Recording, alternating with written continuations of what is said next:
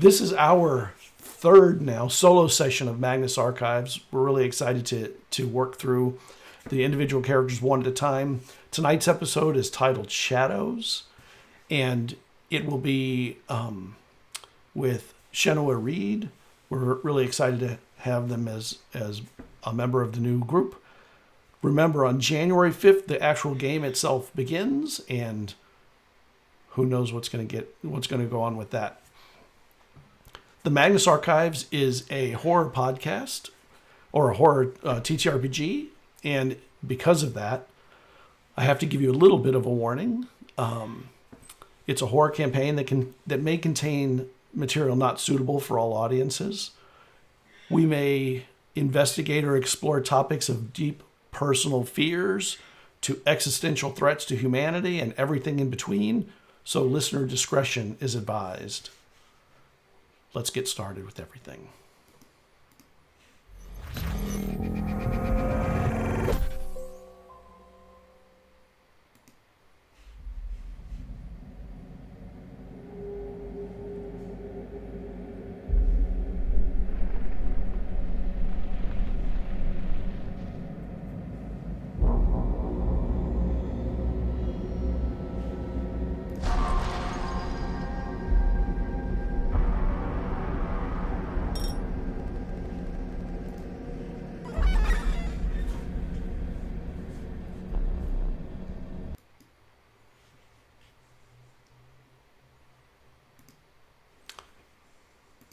And we're both here.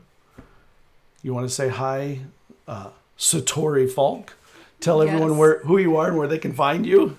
Absolutely. My name is Chenoa Reed. You can find me at Zephyrite pretty much on all platforms. I also own a TTRPG podcast called Diceberg Ahead, and you can find them pretty much wherever you get your podcasts. All right. So you can follow ZealZaddy everywhere at ZealZaddy. We were very lucky to actually finally get our TikTok under our name. Yay, after all these years, and who knows, we may have 2 weeks with it. The worst possible time to get it, maybe. Fingers crossed it sticks around. Yeah, please stick around. Okay. So, we're going to get started. And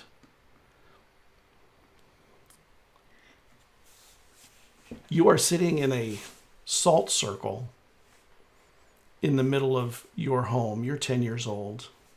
Mm-hmm. Your mother and father disappeared into the darkness of the woods around your house your cabin, not house, in the woods. All the windows and doors are open.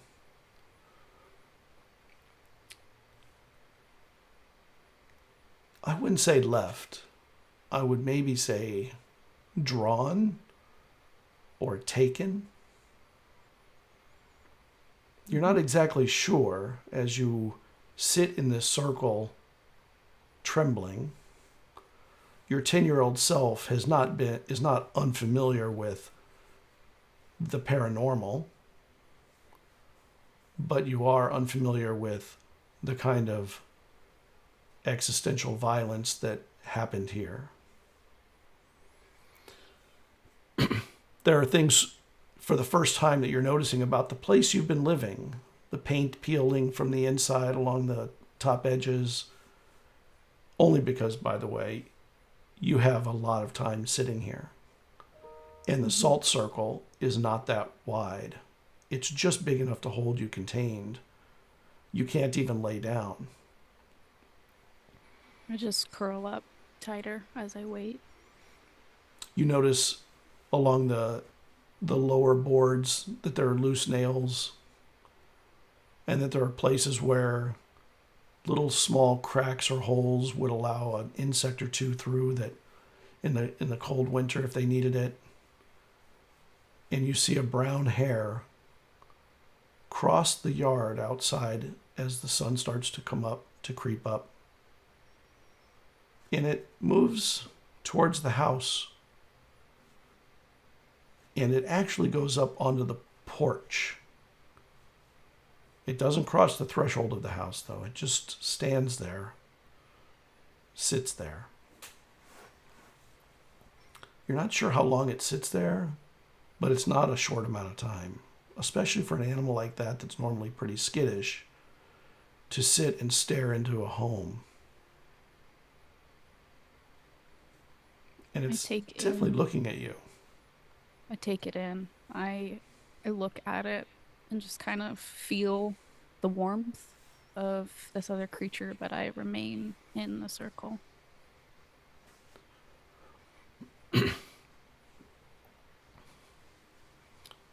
It leaves after a while. A few pellets left on the porch, of course, for the amount of time it was there. And you start to notice even things that were mundane in your life.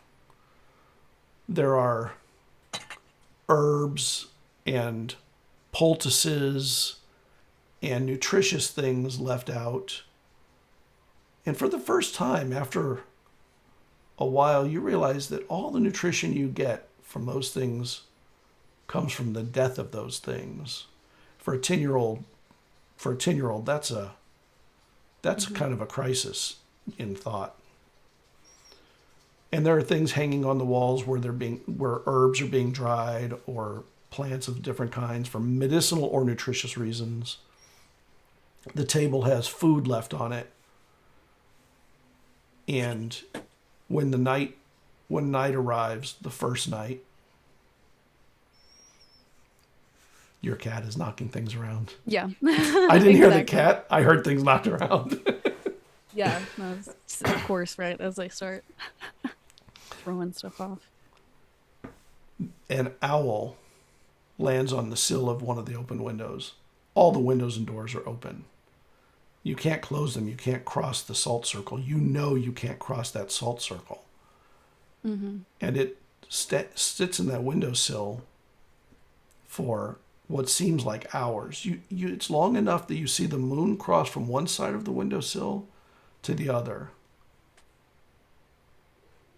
And it looks across the room, stares at things, and after a while it raises its wings wide, pulls them back in, and sits for a while longer. It never seems to quite look right at you, but it never looks away from the place you're in. Mm-hmm. And then in a moment, it flies off, disappearing into the dark. And the night, that first night, after that is dead silent. Not a sound, not a creature after that. There's no wind, no rain. You don't hear the crying of animals, the cawing of crows, nothing. And you wake up in the morning with the sun creeping across the floor and burning open your eyes, because it's hot, that sun. But you've been shivering for a full day, because it is cold, actually. The sun brought it the only heat. Yeah. And when you look around, your feet are still within the salt circle. You never broke them. And a fox crosses across your view of the door. And as it does, it looks over once. And it stops for a bit when it notices you. It catches eyes with you, and it stays like it's frozen. And then it continues on after a little bit. And you hear as rain begins to trickle down from the sky. At first, it's a little bit here, a little bit there. Within a few minutes, though, you hear the downpour roll across.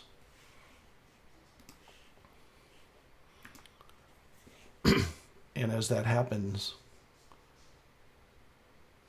the forest outside begins to darken in a swell of water pouring down, drenching in, and you see water hit the floor across the edge of the porch.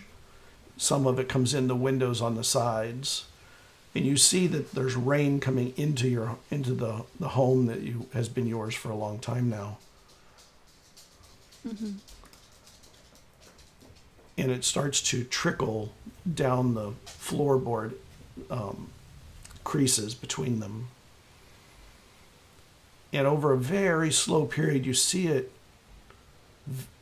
inch its way towards your salt circle. But you can't break your salt circle. Mm-mm. The water I rolls. just hope that it doesn't get closer. I'm watching it.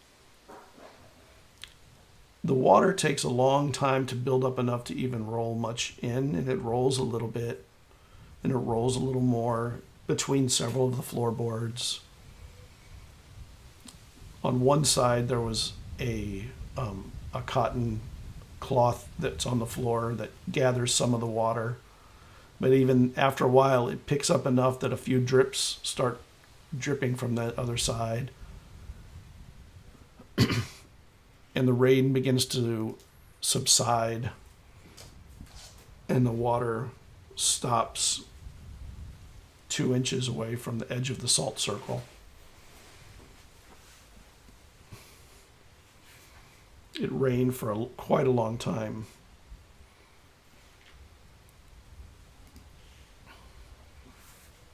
Exhaustion comes on as you realize you've been trembling for a day and a half now, and you're starting to go into your second night. Mm-hmm. And you hear crows out in the distance. And the crows themselves seem to start paying attention to your home. You see them gathering in the forest edge around the clearing of your house. You hear their cawing, and you know enough to know that crows, they talk to each other. Mm-hmm.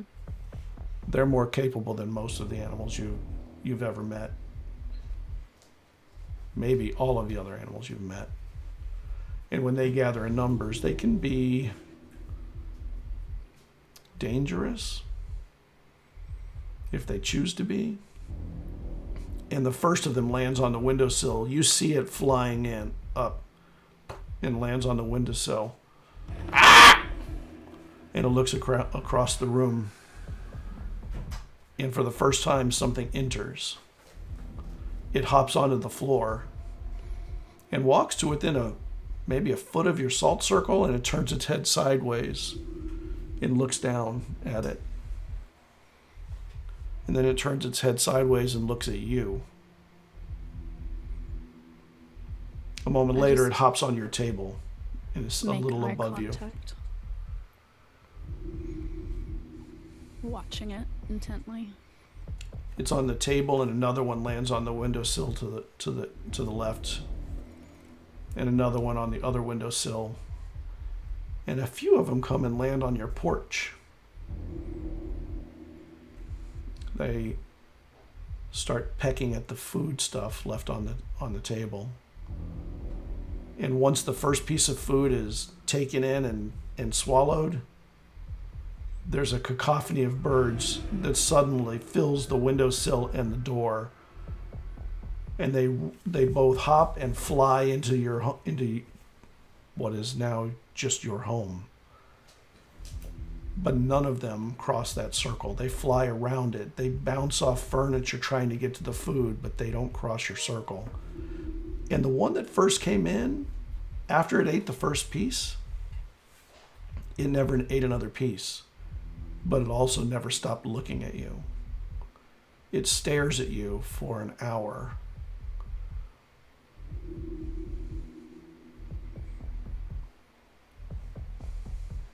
It doesn't caw anymore. Other ones do. And it opens its wings and hops to the floor again. And it walks the edge of the circle, a foot away from it. But when it does it, it doesn't look at the circle. It looks at you as it walks. and it follows your face as it goes around, and it goes behind you. It finds its way, and then while it's behind you, you hear, "Ah!" And you never see it again. It must have gone out the back door, and all the other ones fly out the windows and doors, and night comes on.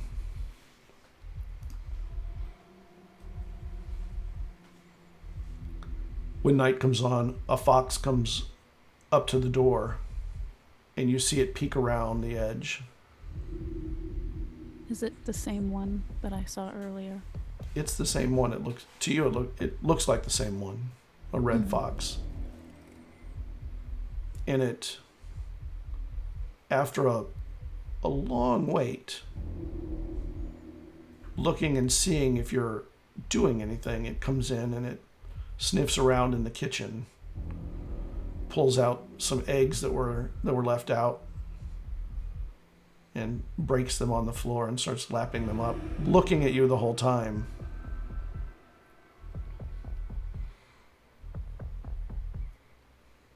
While it's in there, it goes alert, and it runs out the back, and you see a figure out in the distance by the tree line, eyes taller than the animals you've seen so far. But it's dark outside. The eyes, though, start moving like they're walking. Not down low, but upright. I close my eyes and I hunker down tighter into the circle.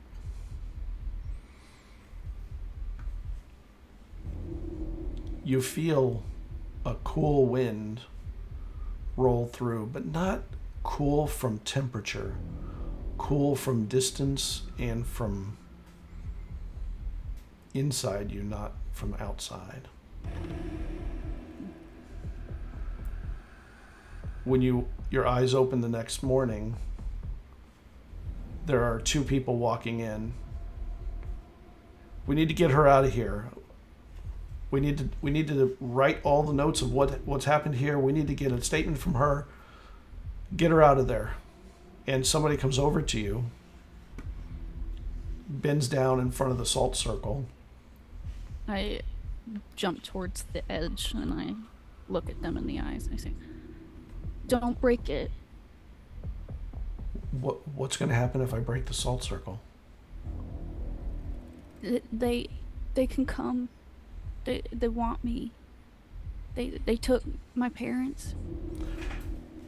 Well, that's what we're here for, to make sure that we can get you out of here so they can't get you. You can't stay in the circle forever. They're going to know that. They'll wait until you have to leave. You don't want to leave on your own, do you? No. And are you safe? We're safe. We know what they are. Or at least we think we know what they are.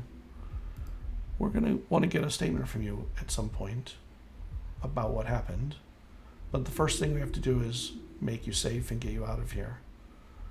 Are you ready to leave then? Mm-hmm. All right.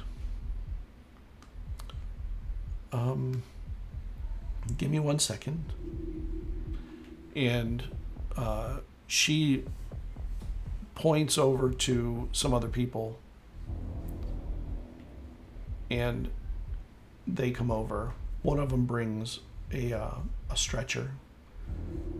It looks like a paramedic. Mm-hmm. Or somebody using Western medicine rather than the kind of medicine your mother practiced. Okay. And she puts her hand out. You have to be willing. Loosely grab her hand and very weakly get to my feet. And she takes your hand and she says, "I'm going to put you on the stretcher, okay? All right. Your feet, your knees look a little wobbly. How long has it been since you ate anything?"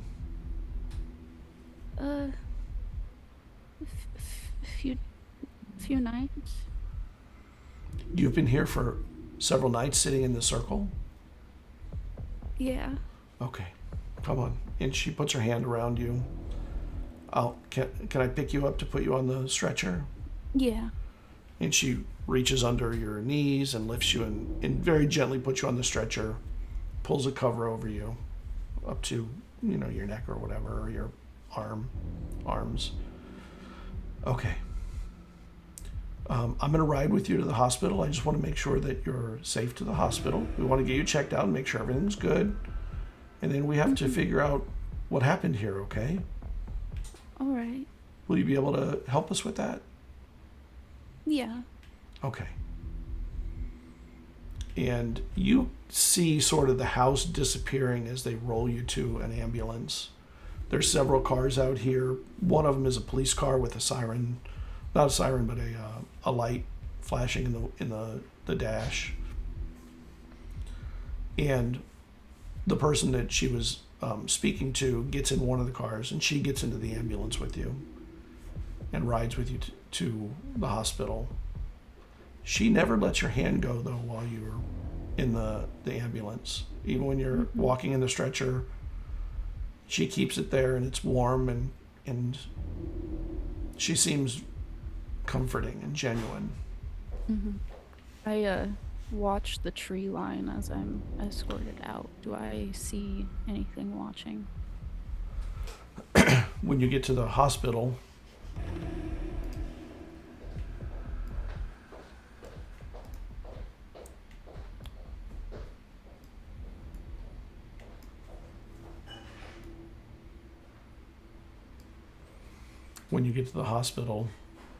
you're put in a room. There are a couple of people sitting outside the doors that look tough, maybe like police, but not in uniforms or anything. Mm-hmm. But they do have guns to their sides. We're going to get you some food first, and the nurse is going to take care of you. I'm going to sit right here while they get you taken care of, okay? Mm-hmm. And over the next full day or so, you're fed. They do put an IV in you to get fluids into you. And the nurses are taking care of you. And this woman sits the whole day and never says anything or asks a question. And you fall asleep at some point. And when you wake up, she's still there. She pulls her chair up. Did you sleep okay? You tossed and turned a couple times. Anything is better than sleeping in that circle. Yeah, it probably feels good to stretch your legs a little bit. Yeah. Can I have some mac and cheese? Oh, of course. What did they give you? And she looks over to the nurse. What did you give her? And the nurse looks at both of you and goes, healthy food. Can you get her some unhealthy food? Maybe some mac and cheese would be perfectly normal and acceptable at this point, don't you think? It's like, yeah, but it's not craft. But it'll be acceptable. I think that'll do. Thank you. And Thank you so much. Milk. They definitely have chocolate milk. Okay. And she looks at her, hook a girl up. She has needs. A little while later, they bring it in. The woman sits with you the whole time and just kind of waits for you. And then after you get your mac and cheese and your chocolate milk, she goes, are you ready to tell me what happened there? Sure. So tell me. And she takes out a recording, a tape recorder, and she puts it in. And she says, I'm all ears. Well, I thought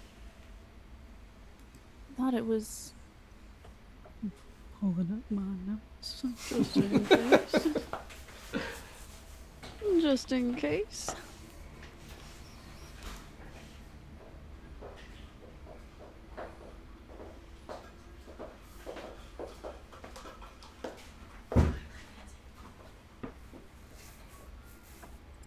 it was late,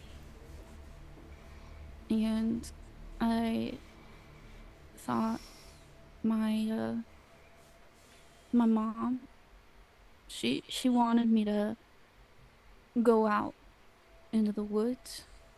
We go out there to find reishi sometimes. It's like a mushroom, a tea, you know. But Okay. as I was going into the forest, I could hear my mom shouting from behind me, and I looked up, and it wasn't my mother anymore. And What do you mean by that? it was some sort of entity, a creature. It was. Not a person? It kind of looked like a person, but its limbs were long, and she didn't really have a face. And as soon as I realized it wasn't my mother, her hand that was holding me got cold and gripped me harder.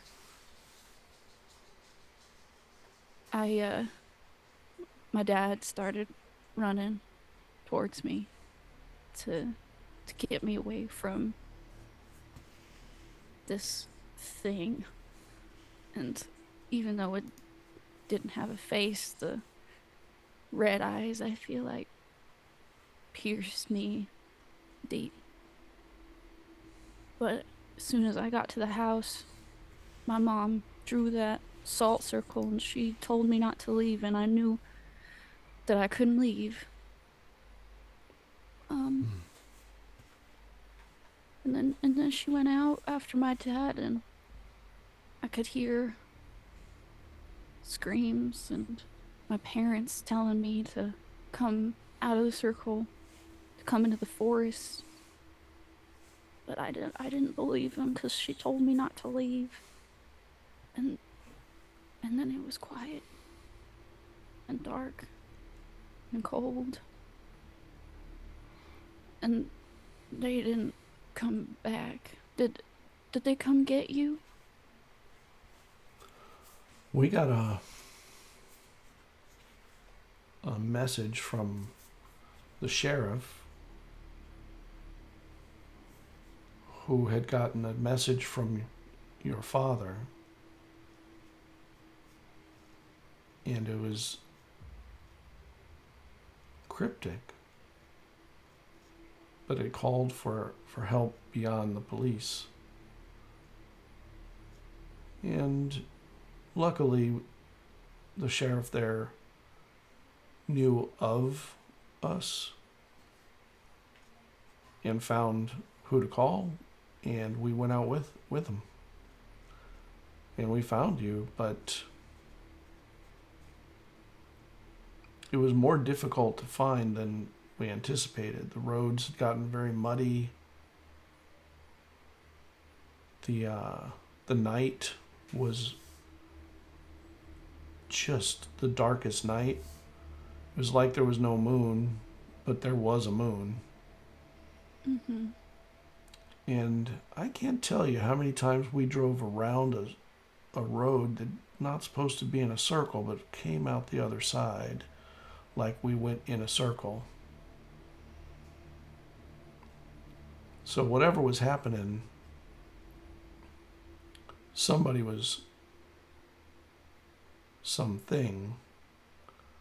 was trying to keep it secluded. You know what secluded means? It's like a way, right? Like when you want to keep something secret from everything. Oh, yeah. Like away from everyone. So that's when the sheriff knew that it was the right call, because we did have someone who was able to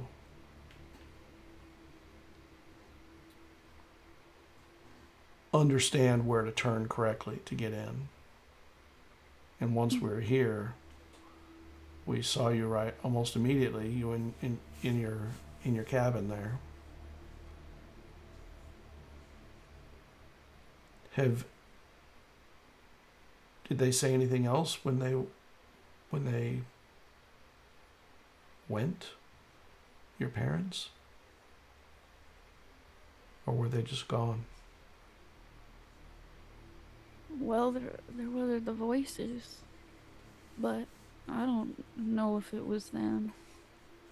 They just said to stay. They'd been fighting a lot recently, you see. And my mom liked it remote, and my dad had been spending a lot of time at the ghost town. But they weren't really getting along, and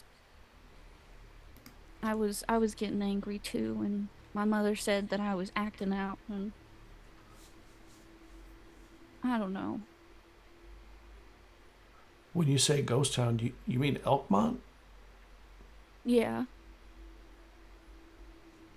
Why were they spending time in Elkmont?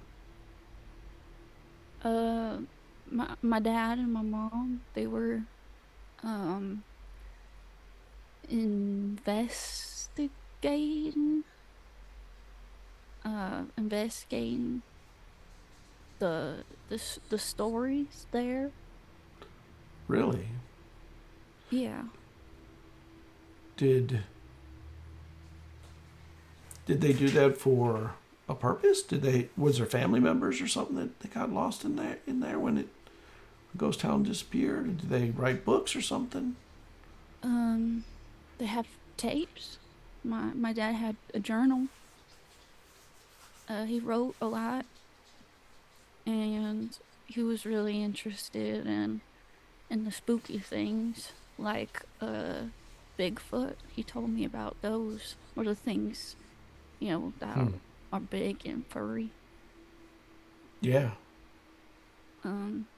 Were you interested in those things? I think it's cool. Do you still think it's cool? Oh, a little less so now. Yeah. But I would go with them to the ghost town on occasion. And my mom started to not like that.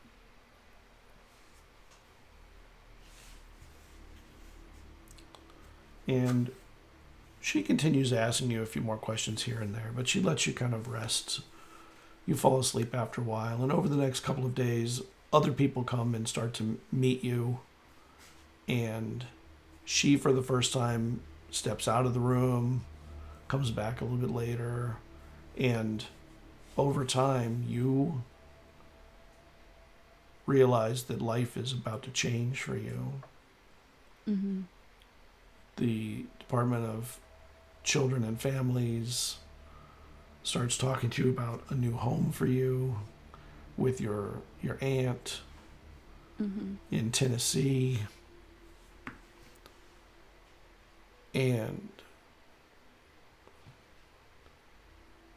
after a couple of days, things begin to happen pretty quickly. You are moved, you're flown across the country to your aunt and your cousin Franklin's, and life begins again. Mm-hmm. Over the next few years, your memories of this stuff stay pretty clear, but your memory of everything else going on in your life just sort of becomes background noise to the rest. You know you went to school, but you don't really remember your teachers or your class as much. You pick up a bit of a southern drawl after a while. Mm-hmm. Which, living in Tennessee. Yeah. And Franklin, who is pretty cool, tells you after a while he wants to be in the FBI. And you have a pretty good time there, you think? But it seems like every day becomes sort of B-roll footage of your life movie. Yeah. Things are happening. You feel going to eat. You feel going to school. A week later, most of it is just a blank space in your memory bank. The only thing that really sits clear still is a 3-day moment in that cabin and the few days after it with that woman that worked for the Magnus Institute. She had given your aunt her card, said if there was anything she needed or had to get some answers for, that if they could help, they would do what they could as far as giving answers. But she never called her. There was never so much as a communication as an attempt to get you to forget all that stuff in the past. Mm-hmm. And then you met Kyle. Kyle was unusual. So a kid in high school, you kind of, I wouldn't say you made friends. Franklin was really your only real friend. Yeah. Your cousin friend. Mm-hmm. But this guy, there was something about him that wasn't right. He was kind of weird. Like, Yeah. I feel like there wasn't anything else to focus on. Like, classes, they don't really matter. But this hairy teenager seemed a little bit different. Yeah, he had dirty blonde hair, which looked dirtier because he worked on a farm, so he was often dirtier than he should have been. And it's like he didn't even take to washing up every day the way he should. He kind of enjoyed the soil, it seems, because it sure liked him. Mm-hmm. You're in school sometimes and you see shadows cross a wall that in your mind seem more harrowing than they ought to be. People just walking by it with lights behind them, and suddenly it feels like things stretching out towards you, and they aren't. They're just shadows.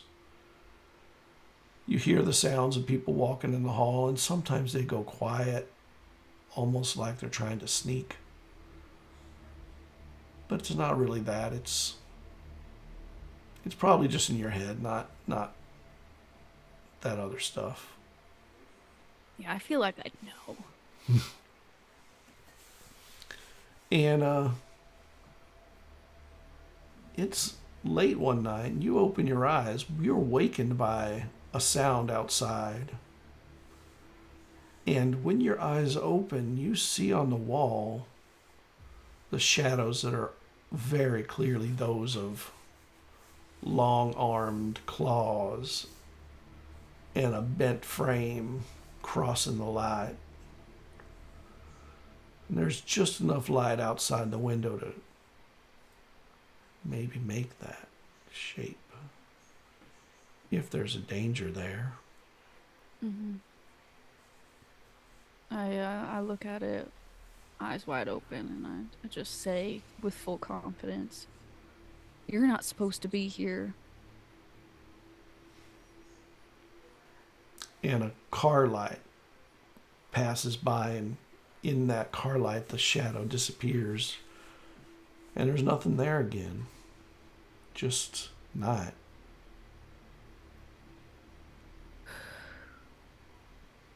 And I lean to my journal and I make a little note. If a car is outside, it might not be a ghost. And then I close it and try and go back to sleep. And when you are writing a journal and you lay down again, you hear tink on the glass of your window. I get up and I peek. And when you get there, on the windowsill outside the window, there is a little sparrow upside down on the sill. And it looks like it had hit the window in the middle of the night and tink, injured itself. I open the window. And when you do so, you feel something reach in and grab at your arm as you go to grab this thing. And you see nothing there. You just see a shadow cross that sill quick. And you feel your arm tugging and pulling out the window. I grab my journal and I use it to hit my own arm that it's being grabbed at. All right. And try and pull away. And you're able to pull away, but as you do so, you realize there is no bird there. And that shadow reaches over the edge where light isn't. Mm-hmm. And creates a form where there should be none. You need to leave. I don't know what you are, but you need to leave. And the door opens, and there's a light in the hall, and it hits that shadow, and it fades away into the darkness. You all right? What's going on in here? What's going on? I heard you bang something. You okay? And your aunt comes rushing in. Yeah, I think I was sleepwalking. You got your journal in your hand. Are you up writing again? Are you up writing? No, of course not. It's 2:30 in the morning. Slip it underneath my pillow. The pencil too. I hand her the pencil. You ain't gonna be doing no writing tonight, right? You got school in the morning. Yeah, I mean, sure. She goes over and closes the window, and when she closes the window, you realize there is no bird there. Yeah. She locks it. Bewildered. She closes the curtains. You can't be letting in the light from outside at night. The cars, when they go by, they create all kinds of crazy shadows. They wake you up. They hit in the eyes. You need to be dark. Yeah. You kind of a busybody in your head. Yeah, I know. It's all good. And she leans over and kisses you on the forehead. All right. You get some sleep. You look tired even when you've been sleeping. Yeah. It's uncanny. Teenagers, you know? I suppose. Now I better go check on Franklin. He's probably up too. Probably on the internet. He better not be looking at none of those things. Under his pillow. The Nintendo would be the best thing to see him with at 2:30 in the morning, to be honestly. And she goes, you lay down and get some sleep, and she closes the door. I don't immediately go to sleep. I just kind of watch the darkness in my room for a bit before I nod off.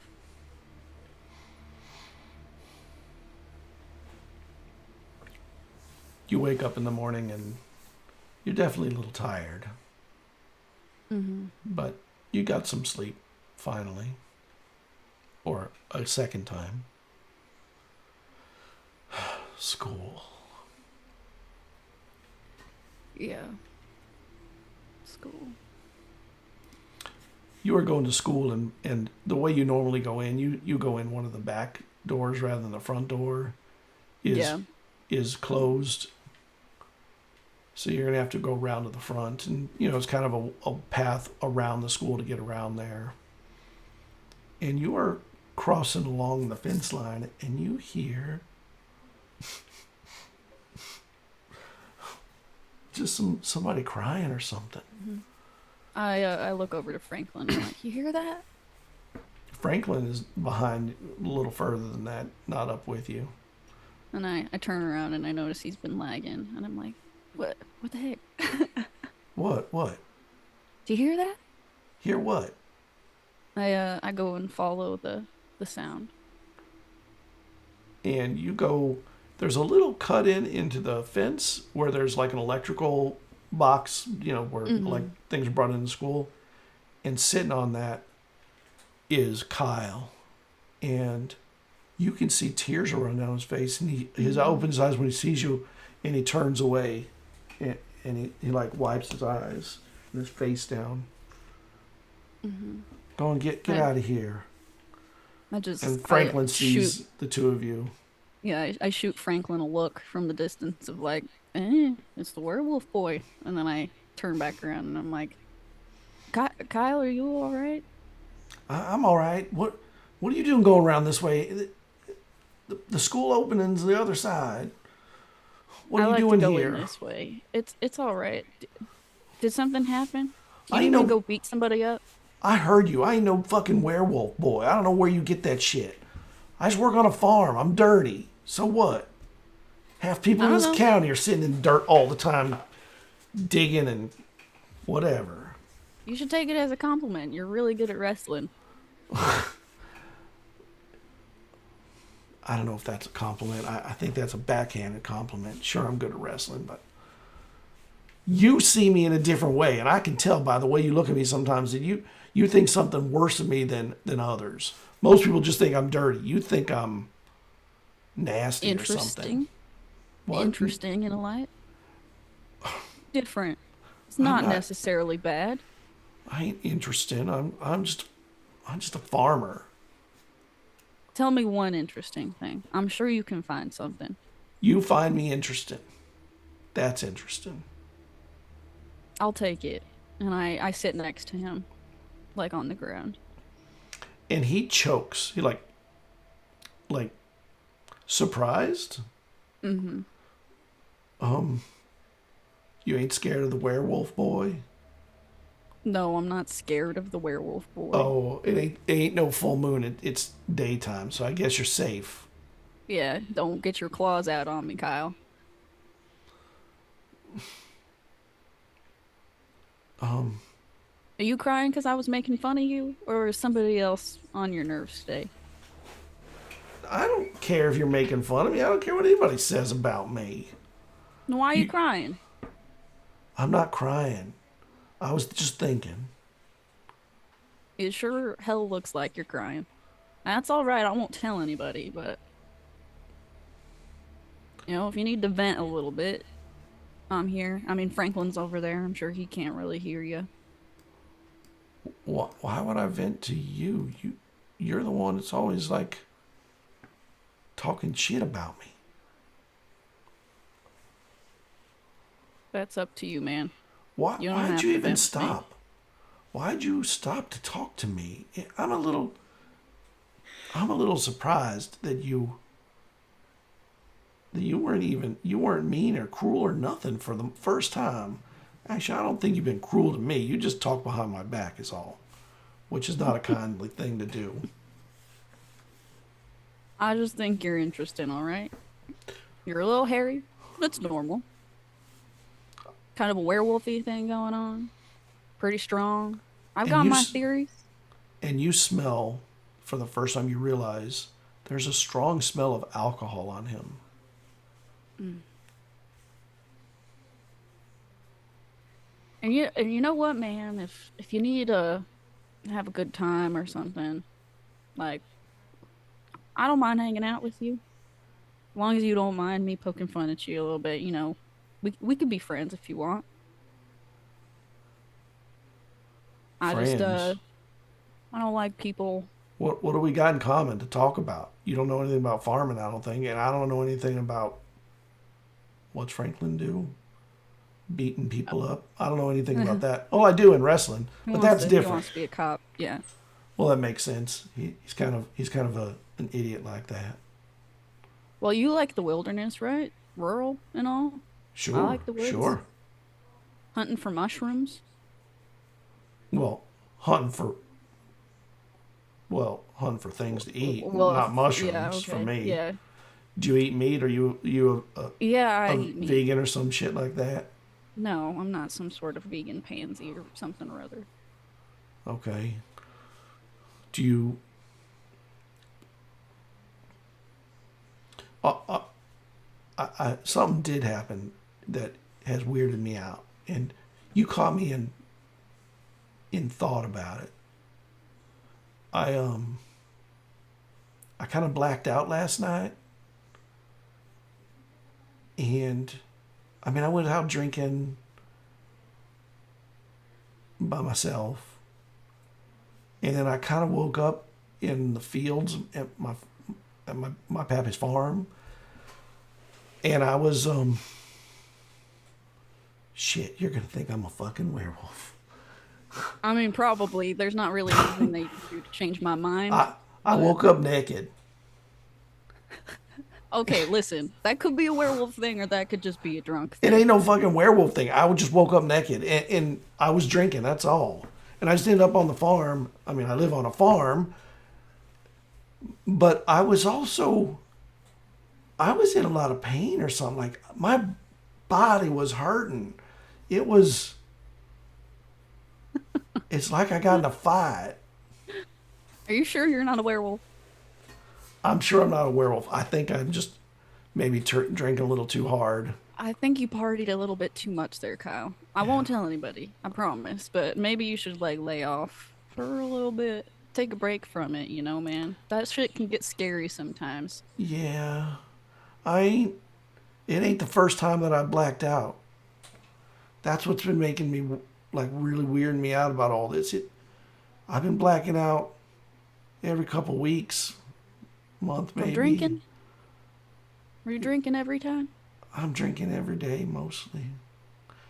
I just don't, I'm like, my body's always hurting. I work so hard on the farm. When I'm done, I go take a few drinks, and that turns into a little more. I steal some from my pappy's cupboard or whatever, and he makes his own drinks sometimes.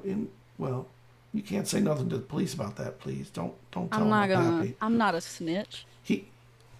I don't know that. You snitched about me being a werewolf or some shit like that, so you might be a snitch. Well, is it true? Because if I'm a snitch, then that's true. It ain't true. I ain't no werewolf.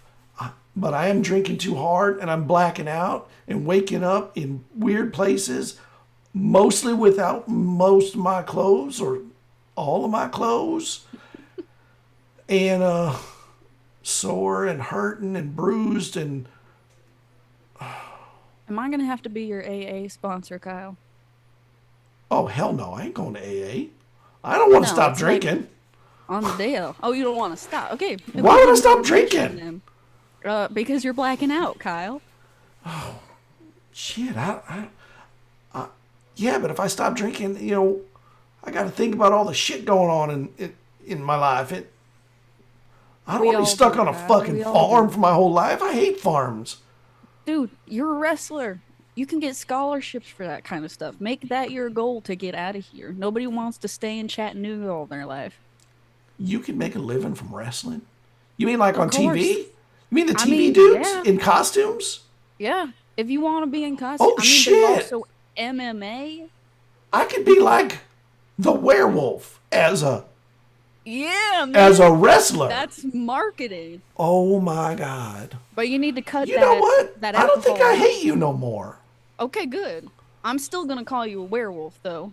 On Brandon now. Oh, shit. To everyone? Well, then I got...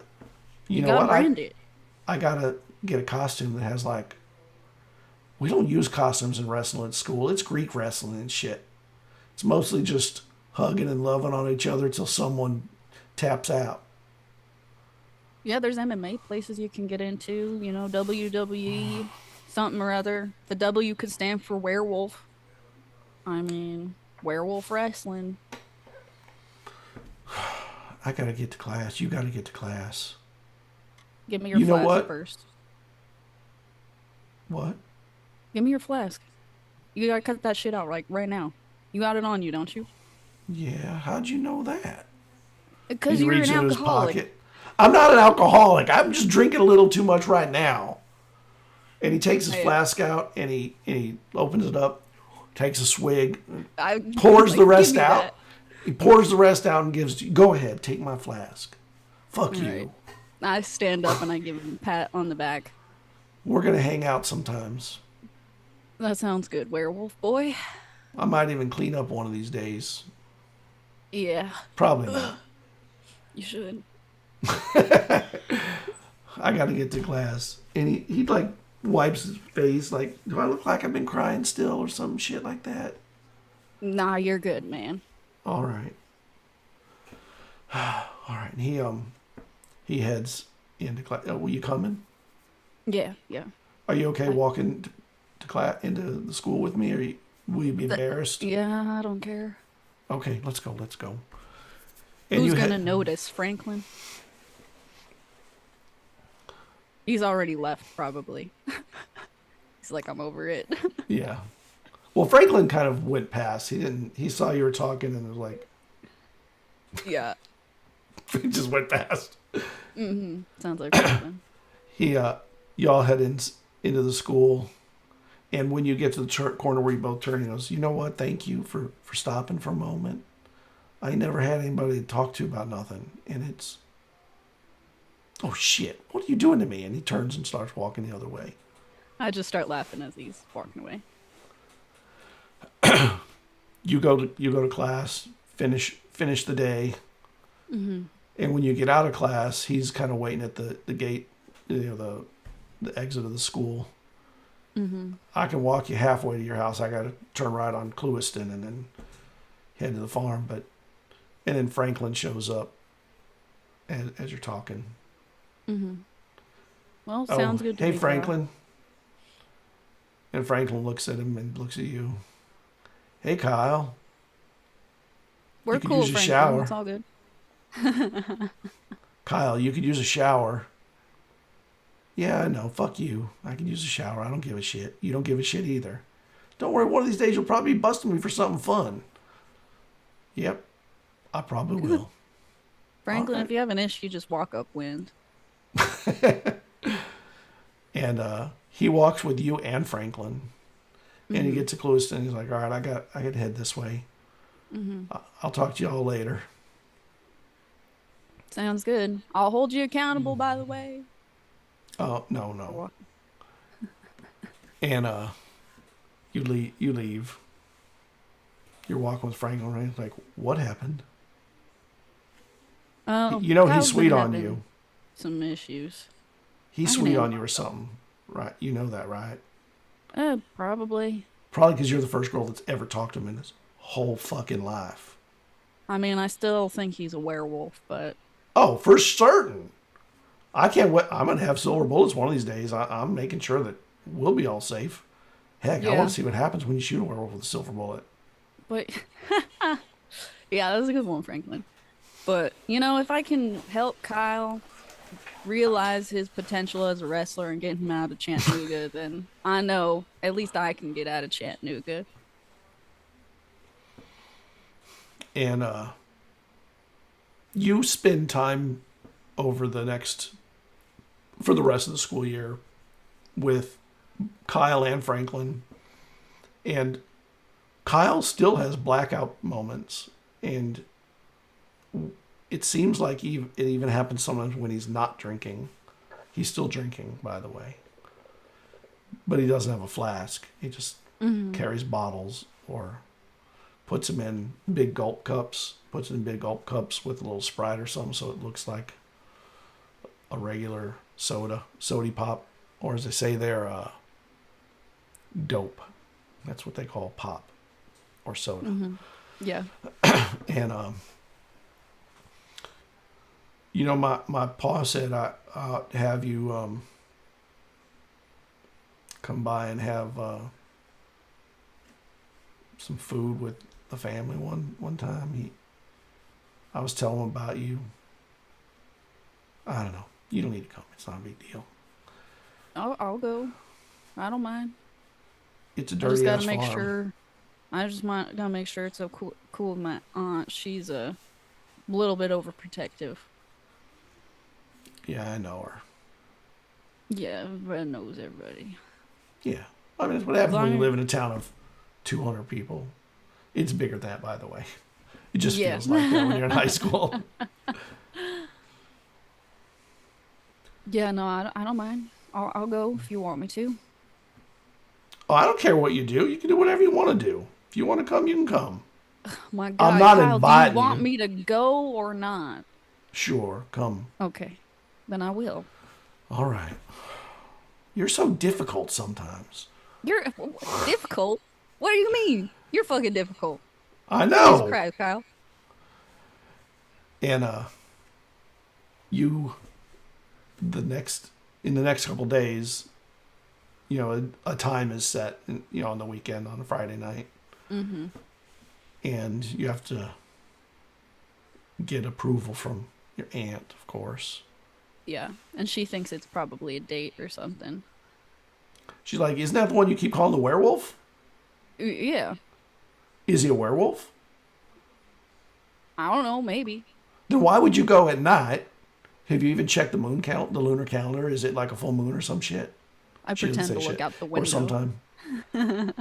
It's a full moon. Well, I guess I'm gonna die tonight, Aunt. Oh hell no, you ain't. Franklin, you were going to go to this dinner with her. Ma, I'm not old enough to carry a gun out there yet. Auntie, I don't You even are. know if they prepared an extra plate for him. All right, I'll tell you what. I'm gonna drive you, Okay, I mean and it's only I a want to few meet the blocks, but- parents, and I want to meet the parents, and say hi, get a feel Okay, for but you how things can't are. stay the whole time, all right? I ain't gonna stay the whole time. I just want to make sure I'm dropping you off at a place that ain't gonna be a dangerous place. It's the farm. It's Kyle's Yeah. family farm. You know where Yeah. it is? I ain't never met them. I know who they are. I've seen them in town once or twice. I ain't never met them. I don't think the Hearthrends are gonna do anything, for the record. Well, neither do I. But you just need to check stuff. I think the worst case scenario, I might get tetanus. So, you stop at the door, okay? All right, I'll stop at the door. Okay. Get in. Sounds good. She drives. She has kind of an older car. Drives up to the house. There's like a gate that's open at the farm, and you get up to the house, and there's animals on the farm, and there's the fields are full right now. And she gets out. Well, let's go meet the howler. That's a good one. I like that one, Margot. I wonder if it's a family of howlers.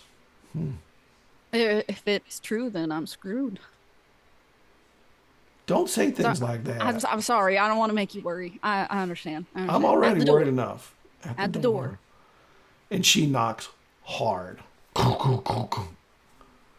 You stay behind me a bit, please. Okay, like your body is gonna stop a werewolf. I whisper. They're not going to be a werewolf now. It just started to be like you can just barely see the moon. It's gonna that happens at midnight and shit like that. You should be home before midnight. Oh my God! I just realized how to keep you safe. You need to be home by 11. Okay, I'll be home by 11. All right. And the door opens, and when it opens, there's this man at the door who's tall enough that his eyes are just below the top of the door. Ooh, he's got to be like 7 foot tall. Yeah. And he bends just a little bit. How are you all doing? I hear you're coming to have a little dinner with us. Ain't that right? Satori? Satori. Mr. Hearthrend. And he puts his hand out. You must be her aunt. And he puts his hand out, and it's just massive. This hand Is just... he furry? Does he have claws? Oh, he's hairy. He's a hairy man. Yeah. Not clawed. Okay. It's just okay. big. And he shakes your aunt's hand. Are you going to be staying with us for dinner too? And she sits for a moment, and she looks over at you. And I go, at the door. No, I'm not going to interrupt this meal, meal. I will ask what you'll be having tonight. We're going to be having ham and beans and some cornbread, and some green beans. You like green beans? He looks at you. Absolutely, sir. All right. Yeah, some of the and Mom made some sweet tea. I hope that'll do. Of course. Would you like to come in? Yes, sir. And I turn to my and aunt. she takes Thank one step forward and says, "No, I have to get on my way. I just wanted to make sure Satori got here safe and sound." That's very, very nice of you. That's very mannerly. Thank you for coming by and saying hello.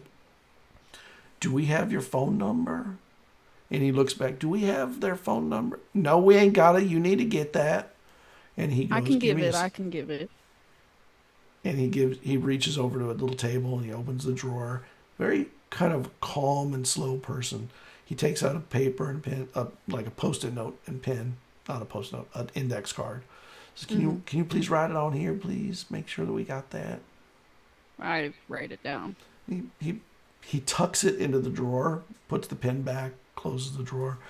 Thank you. Is there anything else you need from us tonight, ma'am? And she goes, nope. You're all good, Satori. Remember. Thank you, Auntie. You can always call. Oh, I will. I'll let you know when I'm on my way back. All right. And she walks back to the car, and when she gets in, you can see her looking over her shoulder. And even as she's pulling out and driving down the thing, she's like looking back. And Kyle is in there. How long until we're going to be eating, Pa or Ma? About 20 minutes. You got about 20 minutes. Can I show her something in my room? And they look at both of you. Keep the door open. And I just laugh. And he goes, "Come here. I got to show you something." All right. You're gonna laugh. Oh, I'm all laugh you harder are. than I already. Yeah. Okay. Yeah. Yeah, harder for sure. Harder. All right. He takes out a box, like a kind of a biggish box, and he hands it to you. Open it. Mm-hmm. And when you open it, there is a crocheted mask that looks like a werewolf. I told my ma I needed a mask, like a wrestling mask. Oh my God, this is perfect, Kyle. And she crocheted it. Like, what the hell? Who crochets a wrestling mask? Usually it's in like leather or faux leather, but steps forward. I couldn't believe it. But look at it when I put it on. And he pulls it over, and there's holes for his ears. So his ears stick out. He's like, it looks so bad, but I can't tell my ma that. I can't tell my ma. And he looks in the mirror and goes, it looks so bad. I can't tell my ma. She made it for me. And she told me I have to wear it the first night I wrestled for public in this when I become a wrestler. Now I'm stuck. Oh, God, it's going to be Shit. a staple of the brand. Embrace it, Kyle. That means the rest of it also has to be crocheted, at least on the outside. A whole crochet cover? Yeah. It has to have some elastic underneath it so it'll at least hold on, or I'll be naked in the wrestling ring too. Yeah. Not just in the layers, fields. Layers, yeah. Oh, shit. Oh, man, your I was mom hoping loves you... I thought you were going to tell me that I didn't have to do what my ma said when I go out on my own doing my wrestling thing. And here you are signed with her. Shit. It's beautiful, Kyle. She put her love, sweat, and tears into that mask. It looks like a bowling ball bag shaped with a werewolf mask around it. I punch him on the shoulder, and I'm like, man, this is just great. This is perfect. All right. You know what? I'm going to wear it. Fuck all of you. I'm going to wear the goddamn thing. I'm going to embarrass myself for everyone else. Yeah. You don't have to wear it forever. Shame will roll off my shoulders from now on. Because it's the only feeling I'm ever going to be left with. Oh, Shame. You don't have to go that deep, okay? All right, dinner's ready. And you go in and you have a nice dinner, and they're not particularly talkative. They ask questions, but they're kind of slow to the uptake on things. They're kind of slow to it, but they are perceptive. Yeah. They really do keep their eyes peeled on you and on him. They listen to everything you say. They never ask you, "Can you repeat that?" or "What?" Nothing like that. Mm-hmm. Everything that they hear you clearly. When you ask a question, they're very clear, and it starts to get late. All right, and you finish dinner, and it's not near 11, so you have a little bit of time, and Ma puts on some records from the 50s, and you, of course, get to listen to music. Yeah. And the record player looks like it was made in the 50s. It's actually a big console with a TV in the middle of it, and speakers built in. It's old. Yeah. And you listen to music, and they have a fire running, a fireplace going. The food, by the way, awesome. The cornbread, just amazing. And he goes, I'm gonna go in my room with Satori. Is that all right? Keep the door open, and I will check. And he goes in there. Yes, ma'am. Look at this. And he pulls out a jug. Some of my pa's moonshine. He don't even know how much he makes, but you want some? Jesus, Kyle, I thought we said we were going to tone down on this. I'm not gonna drink the whole thing tonight. You better not be drinking the whole thing. I can't We're drink even that. Close. No, but would you like some? I'll take like a shot of it, but you're gonna have Sure. to walk me home. And he hands you soon. the jug. Okay, all right. We don't do shot by shots. You just straight from the jug. Like, get my cooties all over. Hold on, I'll get a cup. I'm gonna get you a glass of water, and we'll give me a second. Switch it out. Yeah. Yeah. He goes and gets a couple glasses of water. He pours some water, and he comes in. All right. He guzzles the water real quick. Oh my God! Why am I drinking water? It's gonna slow up the effect. He drinks some more. I don't think that has anything to do with that, Kyle. It's all right though. And he hands you the water, the water glass. Yeah, I checked right. the water. Yeah. He drank it for you. Oh, okay. And I drink the little bit that I poured in. Gah! Ugh. Really good, right? It's so strong. Holy shit. What is it supposed to taste like? Motor oil? It's a lot clearer than motor oil, but yeah, it's strong. Oh, and he I can pours feel himself that in the bottom of my stomach. And he pours himself some, but he doesn't do just a little bit. He fills the glass mostly. I'm like, that's enough. Yeah, that's enough. That's enough. You still have to walk me home and walk back. I'm gonna walk you home in a minute. And he guzzles that thing. Damn, that is burning on my throat. You just had it, so you probably burn on your throat too, right? Cork that shit right now, Kyle. All right. And he grabs a jug, takes a little guzzle, and corks it, and he hides it under his bed. All right, let's get you home. I don't want you to be late. I don't want your aunt to hate me anymore, and she probably already does. You should wear the mask Franklin. on the way. Yeah, you should definitely put the mask on. You think so? Yeah, it's going to ward off the evil spirits as we walk along. And he goes, I think I'm just drunk enough to do that. All right. And he puts the mask on.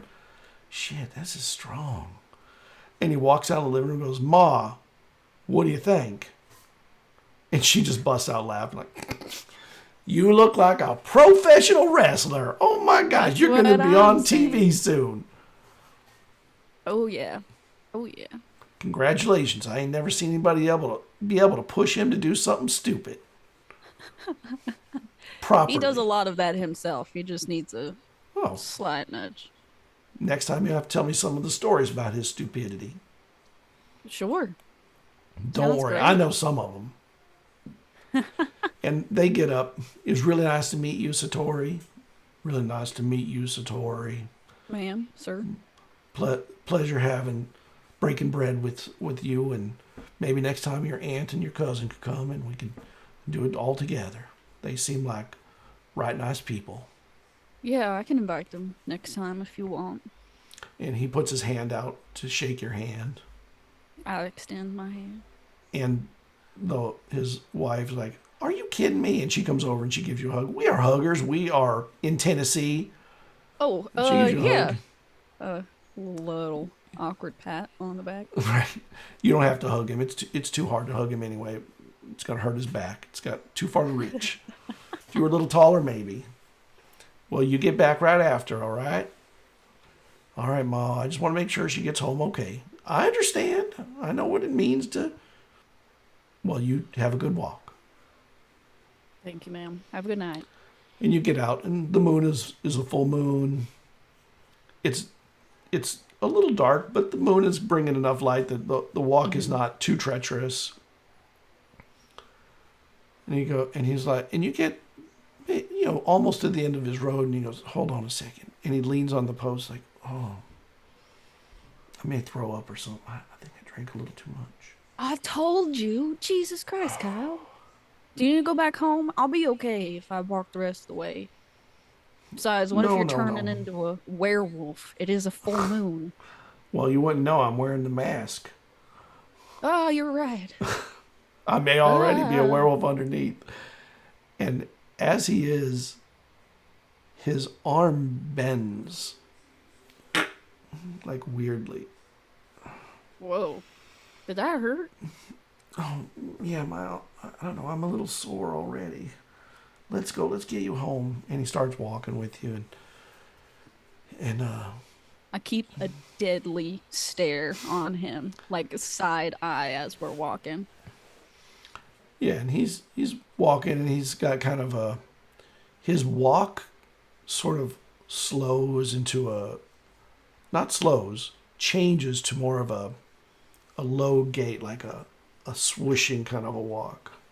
Mm-hmm. Some movement to his body, not just, oh man, that booze is hitting me fucking hard. Holy shit. How much did you have? I don't think you feel anything, do you? I took maybe 2 ounces. 3. I don't know. It was just a line at the bottom of that glass, and you filled it like almost to the top. I'm hot. It's really hot out here. Let's get you home. And he's, come on, let's get going. And you start walking, and he is sweating. Yeah. And after a little while, you start to notice one thing that seems really more off than anything else. Like, he doesn't have much facial hair, but it's like his beard is growing a little bit as you walk. Like through the crochet? Yeah, you can see kind of like hair. And his neck is even getting a little beardy. I look over to him. I'm like, do you need to take the mask off? You seem a little like... I'm hot. And he takes the mask off, and his face has a lot of fur and hair sticking out. Come on, let's get you home. I gotta get you home. I look in his eyes. They don't look right. They, like, the pupils are not quite... They've left kind of a roundness and become more like a tall football shape. But yeah. What's up, Satori? I think you need to sit down. No, I gotta get you home. No, listen to me, Kyle. You need to sit down. And he puts his hand on your shoulder. I gotta get you home because I want you to be safe. I gotta get you home. I can walk home. It's all right. You won't make it if I'm not going with you. We gotta get home quick. I'm so sorry. Make it. I don't know if you'll make it. Look at you. You don't understand what's happening right now. You're a werewolf, clearly. I gotta get you fucking home. Let's get you home. And he stops for a moment. He goes, you're so pretty. I'm so sorry. And he starts like pushing you forward. We gotta get you home. I gotta get you home. And he starts pushing you and pushing you. I point in the opposite direction. I was like, Kyle, run home. I can't. Run. I gotta get you home. I'm not gonna change that fast. I know how fast it, and I won't remember none of it soon enough. But I just want to make sure you're safe and you're okay, and I want to know that I got you in your door. I will be all right. And he picks you up. You need to trust me. Okay. Over your shoulder, and he starts running, and he has speed. Fast. Like not regular human running speed. And you can feel bends and changes in his body. And he takes shortcuts that you didn't know about through yards and shit, over fences. And he gets you to your front door, and he's starting to buckle down. You need to cross the threshold of your door. And his jaw, open the door, teeth come down. Get in! And he closes the door behind you, and he runs into the darkness. Mm-hmm. I peer through like the little side window that's like next to the door. And you see him watch him run. Disappear into the night. Oh my god. I turn around. Franklin is standing there. What the hell how's happened? You were shoved in the door like what was that? You won't believe it. Was he unkind to you? Oh, he was very kind. Just I don't Shit. uh not that kind of kind, not like very kind. You know, it's all right, Franklin, but you won't believe this. I, Satori Falke, was right. He is drunk. Well, yeah, but we all knew that. Yeah, you were right. He's a fucking drunk. But there's And more. and you were done seeing him. I do not like him. I don't like the way you were shoved in this door. It bothers me that someone will treat you like that. You're like my Franklin, sister. it's Go all on. right. It's all right. It's okay. Everything's fine. All right. Go on. Oh, he's a werewolf. No, he's not a there ain't no Yeah. fucking there ain't no werewolves. That was a joke you were playing on everyone. No, he's legit a werewolf. Like dead serious, Franklin. Change him under the full moon. So I need That's why he silver ran bullets. away. Werewolves don't run Well, away from people, they run at people. They kill them. I'm That not is- gonna shoot at him. He seems fine, at least right now. We just gotta stay inside. Maybe. I don't. I'm not even really listening to myself right now. I think I'm gonna go upstairs. And Franklin watches you as you go down the hallway, and your aunt is sitting there in the hallway, coming out, not sitting there, coming out of her room. Well, how was it? Was dinner good? Oh yeah, it was great. You know, Mom, food Pa, nice? amazing. Yeah, super nice, quiet, chill people. You know, feel like I was in a different decade. Anyway, I'm gonna Yeah. go to bed. All right. If you need to talk about anything, I'll be right there across the hall, right? Yeah, of course. Yeah. He was a gentleman, right? Yes. All right. Nothing happened. Thank you. That's what I needed to hear. Mm-hmm. More than all the rest. Now I Yeah. can sleep too. I might need to get a tetanus shot though. Oh, shit. You got poked by something on the farm. No, it was Dirty your ass rusty farm. car, and then I go upstairs. And she chuckles and giggles and she goes to sleep.